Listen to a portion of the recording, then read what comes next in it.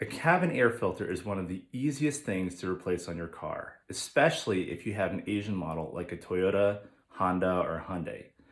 This little piece of paper, typically less than $10, filters all the air coming into your car, whether it's from the outside, just the fan, whether it's heat and AC in the summer.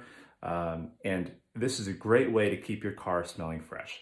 So let's see how we replace the cabin air filter on a 2005 Toyota Corolla.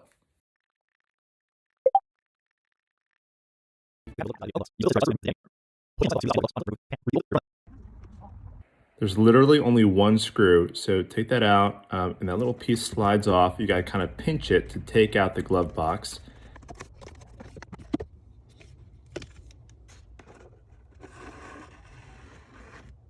And check that out. So there's all kinds of leaves and dust and kind of crap in the old filter. You can even tell it's black. And that's it. The whole thing took about 5 minutes.